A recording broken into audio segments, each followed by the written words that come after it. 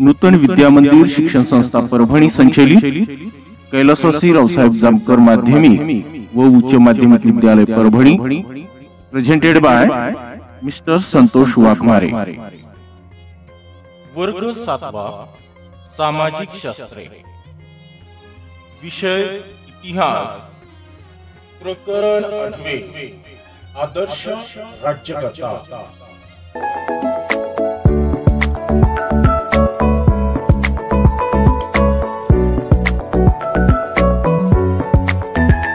भाग क्रमांक 3, महाराजांच्या कार्याची थोरवी।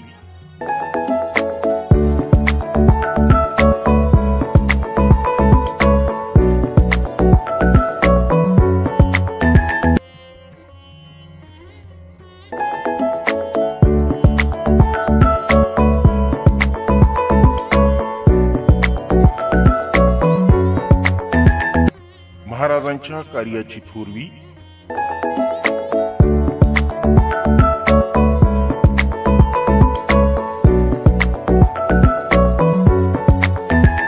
स्वराज्यातील सर्व घटकांची काळजी।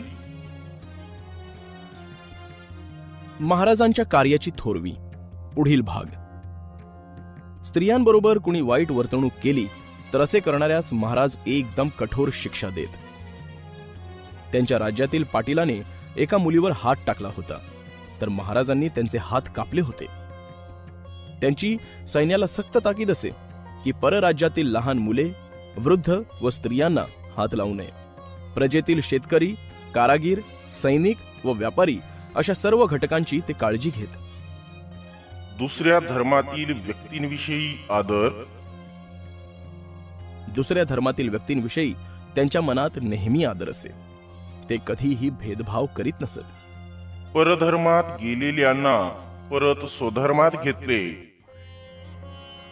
व्यक्तींना परत स्वधर्मात घेण्याला ज्या काळात विरोध होता त्या काळात त्यांनी अशा व्यक्तींना परत स्वधर्मात घेतले।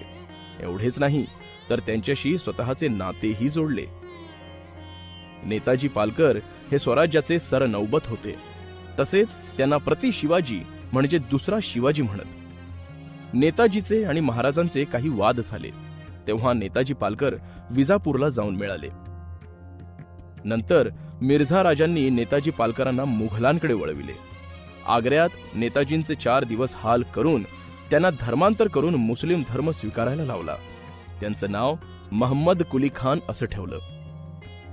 पुढे 9 वर्ष ते काबूल, कंदहार या शहरात मोहिमेवर होते। पश्चाताप झालेले नेताजी मुघल छावणीतून पळून 1676 रोजी रायगडावर महाराजांकडे आले। महाराजांनी त्यांना पुन्हा विधिवत हिंदू धर्मात घेतले आणि त्यांच्याशी आपले नातेही जोडले। आरमाराची उभारणी। पूर्वी असं म्हणत की समुद्र ओलांडून परदेशी जाणं म्हणजे पाप किंवा त्याला धर्म बुडविणं असं म्हणत। त्या काळात त्यांनी सिंधुदुर्ग यांसारखे दुर्ग बांधले आणि आरमारांची निर्मिती केली। इंग्रज, पोर्तुगीज, सिद्धी यांना शह देणे हा या मागचा हेतू होता। तसेच समुद्रावरून होणाऱ्या शत्रूच्या आक्रमणाची दखल घेऊन त्यावरचा उपाय त्यांनी तयार ठेवला होता। राज्याभिषेक। ते राज्याभिषेकाद्वारे स्वराज्याचे सर्व मान्यताप्राप्त राजे बनले। राज्याभिषेक झाला असताना सुद्धा त्यांनी धर्माच्या दृष्टीने दुसरा राज्याभिषेकही करून घेतला। स्वतः लढाईसाठी जात असत। या सर्व त्यांच्या कृती त्यांच्या धार्मिक क्षेत्रातील क्रांतिकारकत्व दाखविणाऱ्या आहेत। जेव्हा जेव्हा स्वराज्यावर संकटे येत तेव्हा तेव्हा महाराज फक्त सहकार्यांवर अवलंबून राहत नसत। कधी कधी स्वतः ते किंवा सहकार्यांसह स्वतः त्या संकटांना सामोरे जात असत। इतर राजांसारखे ते आपल्या सरदारांचा जीव धोक्यात घालत नसत। त्यामुळे त्यांचे सहकारीही स्वराज्यासाठी प्राण देण्यास तयार असत। धाडसी वृत्ती। महाराज कोणत्याही मोठ्या संकटांना न घाबरता धाडसाने सामोरे जात। एवढेच त्यांचे मोठेपण नव्हते, त्यांना आपले स्वराज्य हे नैतिकता म्हणजे नीतिमत्ता आणि गुणवत्तेवर उभे करायचे होते। म्हणूनच स्वराज्य विस्तार, स्वराज्य रक्षण या महत्त्वाच्या गोष्टींप्रमाणेच छोट्या छोट्या गोष्टींच्या बाबतीतही त्यांनी संबंधित व्यक्तींना योग्य ते आदेश दिल्याचे आढळते. त्यांनी आपल्या सैनिकांना आदेश दिला होता की शेतकऱ्यांच्या शेतातील भाजीला जबरदस्तीने हात लावू नये किंवा ती घेऊ नये. तसेच त्यांनी झाडे तोडण्यावर घातलेली बंधनेही महत्वाची आहेत. वृक्ष संवर्धन व कचरा व्यवस्थापन, तसेच गडावर आंबा, नारळ, शिसव, साग अशी झाडे लावली होती. त्यांचे वृक्षतोडीचे आदेश लिखित स्वरूपात सापडले आहेत. तोच आदेश आजकाल निसर्गरम्य ठिकाणी आढळतो. मुलांनो, आजच्या काळात आपण कचरा टाकण्यासाठी कचरा कुंडी किंवा कचरा गाडीचा वापर करून आपल्या घरातील कचऱ्याची विल्हेवाट लावतो. परंतु महाराजांच्या काळात महाराज कचरा व्यवस्थापन कशा प्रकारे करायला सांगत आहेत ते पहा. महाराजांचा आदेश असे की किल्ल्यावरील कचरा परसात म्हणजेच किल्ल्याच्या पाठीमागील बाजूस टाकावा आणि नंतर तो जाळावा आणि त्यांच्या राखेवर भाजीपाला पिकवावा. यावरून समजतं की महाराजांचे किती बारीक सारीक गोष्टींकडे लक्ष होते. सुसंस्कृत समाजाचे शिल्पकार. ते फक्त महान योद्धे, पराक्रमी व्यक्ती नव्हते, तर ते एक स्वतंत्र, नीतिवान, सुसंस्कृत समाजाची निर्मिती करणारे शिल्पकार होते. त्यांचं मोठेपण सर्वच बाजूने आहे.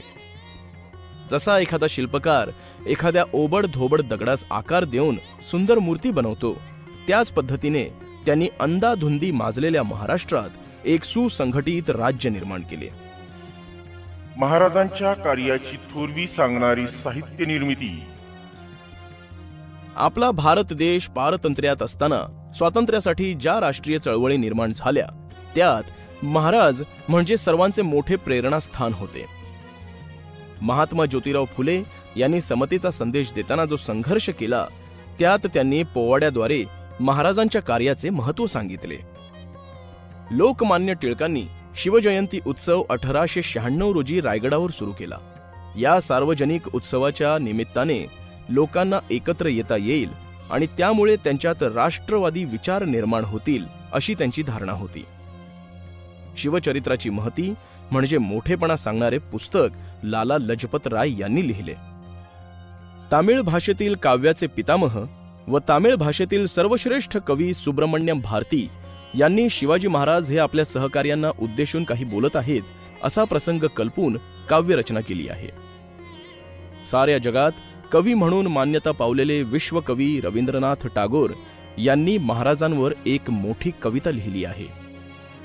महाराजांच्या राज्य स्थापन करण्याच्या प्रयत्नांकडे ते थोर ध्येय साध्य करण्याचे प्रयत्न म्हणून पाहतात. सर जदुनाथ सरकार यांनी लिहिलेल्या शिवाजी अँड हिज टाइम्स या ग्रंथात त्यांनी महाराजांच्या कार्याचा गौरव केलाय. स्वतंत्र भारताचे पहिले पंतप्रधान पंडित जवाहरलाल नेहरू महाराजांविषयी आपले मत व्यक्त करतात आणि म्हणतात की महाराज हे केवळ महाराष्ट्राचेच नव्हते, तर ते साऱ्या भारत देशाचे होते. त्यांचे आपल्या देशावरही फार प्रेम होते.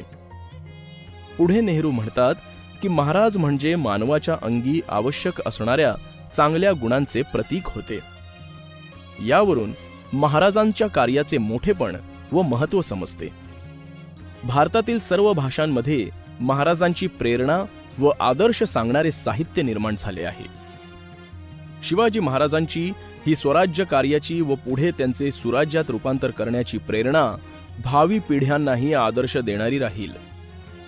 येणाऱ्या पिढ्यांमध्ये स्वातंत्र्याची ज्योत तेवत ठेवण्याचं काम महाराजांचा इतिहास करेल. म्हणूनच म्हणतात, महाराज हे एक थोर राष्ट्रपुरुष होते. स्वाध्याय 8.3.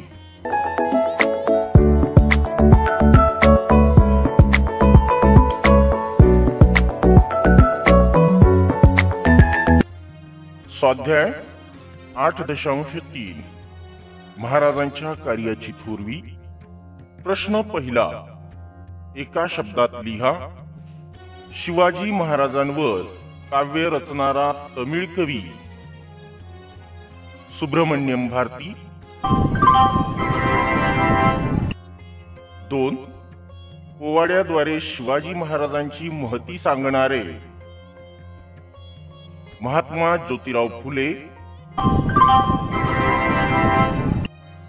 प्रश्न दुसरा, योग्य पर्याय निवडा. 1. शिवजयंती उत्सवाच्या माध्यमातून राष्ट्रीय जागृती करणारे. पर्याय अ. लाला लजपतराय, ब. महात्मा फुले, क. पंडित जवाहरलाल नेहरू, ड. लोकमान्य टिळक. उत्तर ड. लोकमान्य टिळक. 2. शिवाजी महाराजांवर शिवाजी अँड हिज टाइम्स हा ग्रंथ लिहून त्यांचा गौरव करणारे. पर्याय अ. सर जदुनाथ सरकार, ब. लाला लजपतराय, क. सुब्रमण्यम भारती, ड. रवींद्रनाथ टागोर. उत्तर अ. सर जदुनाथ सरकार. 3. शिवाजी महाराजांवर एक दीर्घ कविता लिहिणारे विश्वकवी. पर्याय अ. सुब्रमण्यम भारती, ब. रवींद्रनाथ टागोर, क. महात्मा फुले, ड. कुसुमाग्रज. उत्तर ब. रवींद्रनाथ टागोर. प्रश्न तिसरा, खालील संकल्पना चित्र पूर्ण करा. 1. शिवरायांचे तुम्हाला आवडलेले कोणतेही 4 गुण. धैर्य व मुत्सद्देगिरी, स्वराज्य स्थापनेमागील स्वातंत्र्याचे मूल्य, प्रजेविषयीची कळकळ, सहिष्णुता. प्रश्न चौथा, खालील प्रश्नांची 2 ते 3 वाक्यात उत्तरे लिहा. 1. शिवाजी महाराजांची कोणती प्रेरणा भावी पिढ्यांना आदर्श राहील. उत्तर शिवाजी महाराजांनी केलेले स्वराज्य कार्य आणि स्वराज्याचे सुराज्यात केलेले रूपांतर यांची प्रेरणा भावी पिढ्यांना सतत आदर्श राहील. 2. शिवाजी राजे पर्यावरणाची काळजी कशी घेत असत.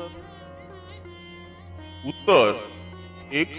शिवरायांनी झाडे तोडण्यावर बंदी घातली होती. 2. गडावर इकडे तिकडे कचरा न टाकता तो परसात जाळून त्याची राख भाजीपाल्यांच्या रोपट्यांना टाकावी असे आदेश त्यांनी प्रजेला दिले होते. यावरून शिवाजी राजे पर्यावरणाची कशी काळजी घेत असत हे दिसून येते. 3. शिवाजी महाराजांविषयी पंडित जवाहरलाल नेहरूंनी काय म्हटले आहे. तर पंडित जवाहरलाल नेहरू शिवाजी महाराजांविषयी म्हणतात की शिवाजी राजे हे केवळ महाराष्ट्राचेच नव्हते तर साऱ्या राष्ट्राचे होते. त्यांचे आपल्या देशावर फार प्रेम होते. ते मानवी सद्गुणांचे साक्षात प्रतीक होते. प्रश्न 5वा, खालील प्रश्नांची थोडक्यात उत्तरे लिहा.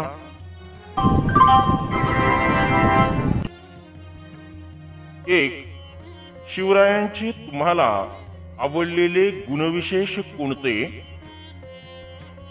उत्तर शिवरायांनी आपल्या बुद्धिमत्तेच्या जोरावर अनेक विद्या, भाषा व लिप्या अवगत केल्या होत्या. 2. त्यांच्या चारित्र्यात सामर्थ्य, शील आणि पराक्रम यांचा समन्वय झालेला होता. 3. ते दूरदृष्टी असलेले मुत्सद्दी प्रशासक होते. 4. सत्य, न्याय यावर त्यांची निष्ठा होती. संकट काळात खचून न जाता नियोजन करून निर्धाराने ते त्याला तोंड देत असत. स्त्रियांबाबत अयोग्य वर्तन करणाऱ्यांना ते कठोर शिक्षा देत असत. 6. प्रजेविषयी त्यांना कळकळ असे. हे शिवरायांचे गुणविशेष मला आवडतात.